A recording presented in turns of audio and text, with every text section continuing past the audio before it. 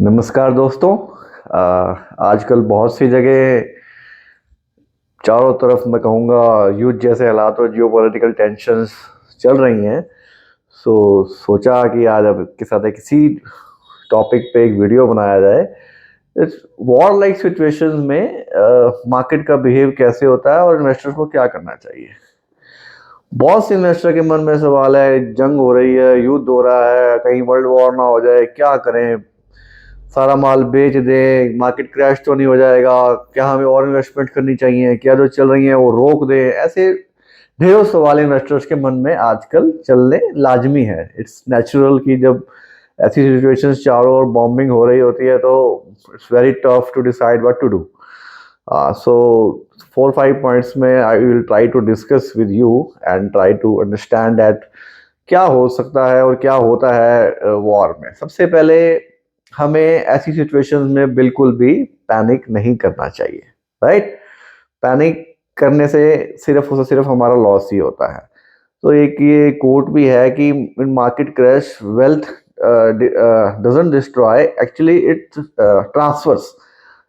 इन patient investor से patient investor की ओर वेल्थ ट्रांसफर हो जाती है ऐसे क्रैशेस में। आप मार्केट क्रैश में सपोज अपना कुछ भी होल्डिंग्स जो आपके पास इन्वेस्टमेंट्स है, डायरेक्ट शेयर है, म्यूचुअल फंड्स है, आप बेचेंगे तो कोई तो लेगा उसको। आप सोचिए ना कि आप बेच रहे हैं, कोई ले नहीं रहा तो फिर कहानी खत्म हो जाएगी। कोई तो ले रहा है उसको। That is called smart investment. कोई जब मार्केट क्रैश में कोई तो लेता ही है ना। तो हमें पैनिक बिल्कुल नहीं करना है। Second, what history says, right. History क्या कहती है कि वॉर लाइक सिचुएशन होती है, जब एक्चुअल में वॉर होता क्या है, what how market behaves.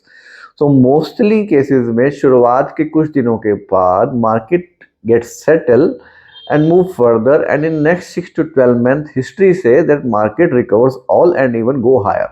Market पूरी तरह से रिकवर कर जाता है और उससे नए स्तर भी छूता है। पिछला इतिहास हमारे को ये वॉर्स का ये बताता है, चाहे वो अभी रिसेंटली रशिया यूक्रेन का हो, चाहे हमारा इंडिया पाकिस्तान का हो, या हम प्रीवियस कारगिल वॉर को लें। जिस दिन वॉर स्टार्ट होती है उसके 1-2-3 दिन पैनिक रहता है, बट उसके बाद मार्केट गेट्स सेटल। तो इवन वर्ल्ड वॉर को भी हम हिस्ट्री देखें तो जो सेकेंड वर्ल्ड वॉर की हिस्ट्री देखें 1939 से 1944 तक हुआ था। शुरुआत के साल 1.5-2 साल मार्केट डिसअपियर रहा था, बट उसके बाद इमेंस रैली आई थी मार्केट में। और आफ्टर वर्ल्ड वॉर जब रुकी तो इवन सभी पूरी दुनिया ने बैठ के ये मंथन करा कि क्या करा जाए, हाउ थिंग्स गेट नॉर्मल, कैसे हो सकती है, how things can get B normal. तभी ये आईएमएफ का, तभी ये वर्ल्ड बैंक का फॉर्मेशन हुआ था 1945 के अराउंड ही, 1946 के अराउंड ही। सभी बड़ी बड़ी ऑर्गेनाइजेशन का ओरिजिनेशन वो वर्ल्ड वॉर ही थी कि कैसे विश्व को दोबारा से सही रास्ते पे लाया जाए। हर चीज को अगर हम नेगेटिव सोचेंगे तो कुछ भी नहीं कर पाएंगे। हम इन्वेस्टमेंट की दुनिया में है तो हमें ऑलवेज लॉन्ग टर्म सोचना चाहिए, राइट। अगर हम लॉन्ग टर्म सोचते हैं तो हमारे व्हाट्स ओवर गोल, क्या हमारे गोल्स हैं। आज वॉर छिड़ गई, ठीक है, 5-7-10 दिन, महीना 2 महीना बाजार नीचे जाएगा। अगर हमारे गोल, हमारे रिटायरमेंट का है, अगर हमारा गोल हमारे बच्चों की पढ़ाई का है, अगर हमारा गोल बच्चे की शादी का है, या और कोई लॉन्ग टर्म गोल है, तो why should we worry, let us clear. मैं तो हमेशा कहता हूँ जब ऐसी सिचुएशन में कोई घूमने चले जाया करो। अगर आपके पैसे बाजार में लगे, आपको ज़्यादा डर लगता है तो कहीं घूम आया करो, ये थिंग ठीक हो जाएंगी। तो अगर आप रोज देखोगे, दिन में 4 बार देखोगे, हाई पोर्टफोलियो रेड हो रहा है, हाई पोर्टफोलियो रेड हो रहा है, तो आप घबराएंगे, और घबराए पैनिक में फिर वो गलत निर्णय आपसे लिया जाएगा, राइट। सो मेरा तो ये सब्जेक्टिव व्यू भी हो सकता है कि पैनिक नहीं करना चाहिए और लॉन्ग टर्म सोचना चाहिए। बाकी आप अगर करेंगे गलती तो इट्स अप टू यू, भुगतना भी आपको ही पड़ेगा। कोविड में जिन लोगों ने पैनिक बटन दबाया, उसके 1 साल बाद क्या हुआ, एवरीबॉडी नोस। फिर तो काश वाला रह जाता है, काश ये किया होता तो काश वो किया होता, फिर काश ही रह जाता है।